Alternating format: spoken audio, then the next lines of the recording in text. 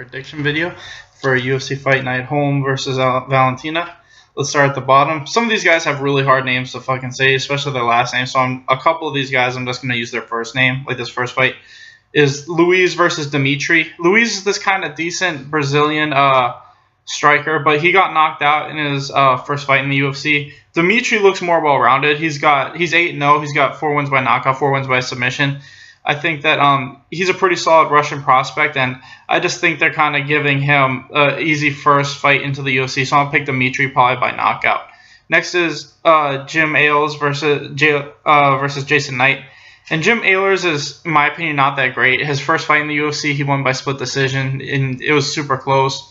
And then he got knocked out by this wrestler, I can't remember who. And then he fought Cole Miller, and he was getting his ass lit up by strikes, but then he got really lucky and Cole accidentally poked him in the eye, and then he was like, oh, I can't see. But you know what I mean? He's 1-1-1 in the UFC, but in my opinion, it could be 0-3, at least 1-2. So I'm just saying he hasn't looked that great. Jason Knight, you know, he stepped up on short notice to fight Kawajiri. He's a good jiu-jitsu guy, but that's about it. That's all I know about him. But, you know, he still put up a decent fight against a guy who's just way better than him. It's kind of versus a wrestler versus jiu-jitsu guy, but I'm going to pick Jason Knight. I just feel like he kind of had a tough first fight in the UFC, and hopefully we'll get to see some really sick jiu-jitsu from him in this fight. So I say Jason Knight wins it by second round like submission.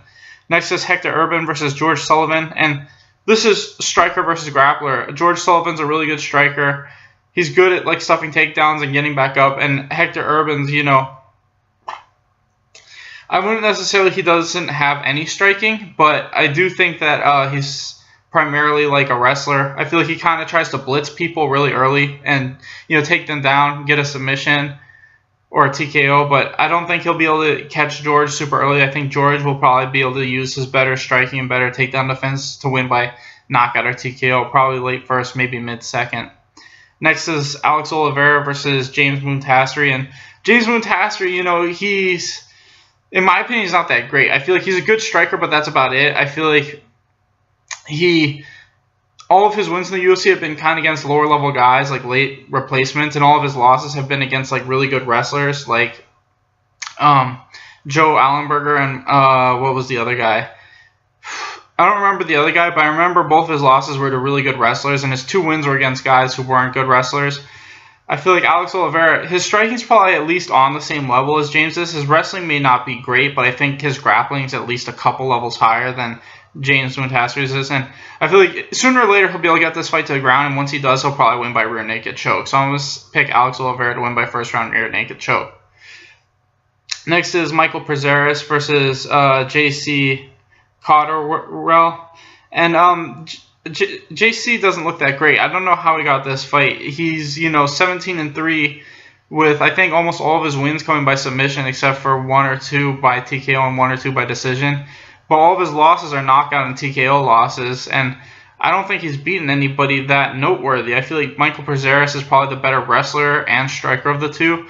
I think JC probably won't be able to get this to the ground, and if he does, it's going to be him on bottom position. I think Michael Prazeres has got a really solid top game, so I feel like Michael Prazeres is going to do what he always does. He's just going to win a boring decision, and that's really all I have to say about this fight. I still think it's going to be very exciting. Next is Kamaru Usman versus Alexander Yakovlev, and Usman looks like a good wrestler, but that's about it. I feel like he's got good submission wrestling, but aside from that, I haven't seen anything amazing from him. I think Alexander Yakovlev looks better overall. I think his takedown defense and his ability to get back up is probably, I don't know, like with Usman, he could probably take him down consistently, but I feel like I'm going to go with Yakovlev. He's probably a slight underdog, but I just feel like his striking is just so much better than this guy's, and if he can keep this standing, I think he'll be able to win by late TKO. So I'm going to pick third round TKO by Yakovlev. Next is Darren Elkins versus Godofredo Pepe, and with Pepe, it's always so hard because his jiu-jitsu is so good, but he leaves himself wide open to get knocked out, like, all the time. Like, everything he does is, like, this wild, crazy shit. Like, he'll throw flying knees and flying triangles and stuff, and he catches people sometimes, but then on the opposite side, he doesn't, and then he'll get, like, knocked out. He's kind of like a 50-50 fighter. I think his record in the UFC is, like, 500. It's, like, 4-4. Or maybe it's a little bit better than that, but you know what I mean? Like, he just does such crazy shit. And to me, Darren Elkins is the type of guy where it's like, I've already seen against Diego Brandao that he can survive like submission storms, and I think his striking is a little bit better than Pepe's is. I think he's shown really solid ground and pound whenever he actually gets on top. I don't think he's ever not had really good ground and pound in any of the fights where he can actually get the guy down. So I feel like sooner or later, this is probably going to hit the ground. And I think as soon as he weathers the early submission storm, he'll probably get a dominant position and win by TKO. That's Darren Elkins. So I'll pick Darren Elkins. I say he wins by late second round TKO from ground and pound. Next is Frankie Saenz versus Eddie Wineland. And this fight is really going to show how much Eddie Wineland has left, because this is 100% do or die for him.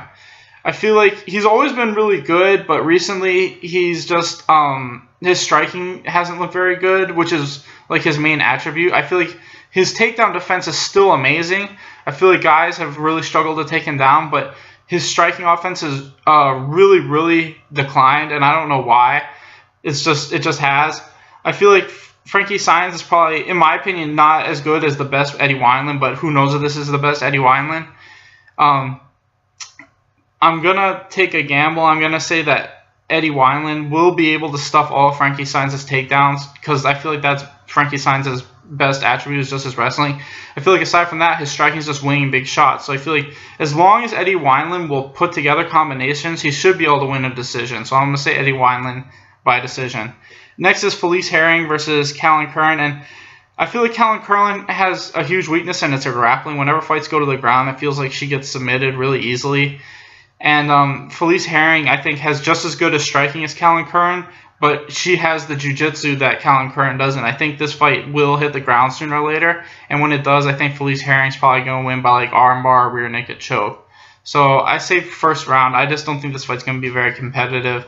Next is Francis Nguyen versus Bojan. Like, this guy's last name is too fucking hard. I'm not going to even try. So Bojan looks decent. He's on a 10-fight win streak. His record's 10-3 overall. He looks like he's got decent striking and decent jiu-jitsu. But I feel like Francis Nguyen's a really, really good up-and-comer. He looks like a linebacker. He's got really great striking, really great takedown defense. His one and only flaw is that he kind of gasses, but he's a big heavyweight. So I feel like as long as he works on that, he could be a real legit threat eventually down the line. I think it's good that they're slowly building him up with these fights. So I feel like as long as he worked on his conditioning, I don't feel like he's going to be losing to lower-level competition guys. So I'm going to pick Francis Nguyen to win by first or second round knockout. Next is Edson Barboza versus Gilbert Melendez. And to me, Edson Barboza has pretty much shown that this is like the worst stylistic matchup for him. In his last 5 fights, we've basically seen what's a good stylistic matchup for him and what's a bad one. Good ones are guys like Paul Felder, Bobby Green, and Anthony Pettis, guys who are going to stay on the outside with him and not really go after him. Let him kind of do whatever he wants and just throw technical strikes from like right on that like middle outside range that he kind of likes to fight at. The guys that have beaten him, Tony Ferguson and Michael Johnson, are the guys that never let him stay at that range. They constantly fucking went after him, and they made him gas out, because it's hard to do that runaway shit and throw those fancy strikes when guys are coming after you that hard. And I feel like Gilbert Melendez's style is to do exactly that. He comes at people really hard and he tries to break them.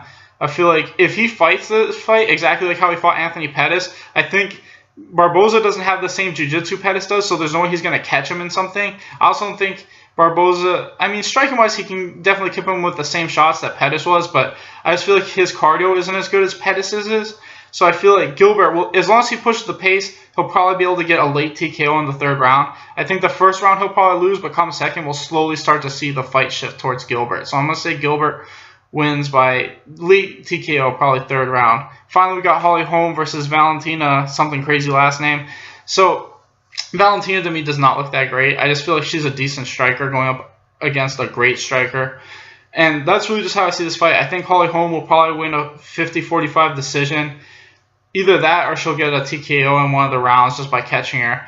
We've already seen Valentina. I feel like she lost that fight to Sarah Kaufman, and then in her last fight she didn't look that great. So I'm going to pick Holm. I say she wins by knockout or TKO or late decision. Anyway, thanks for watching, guys. Please like and subscribe.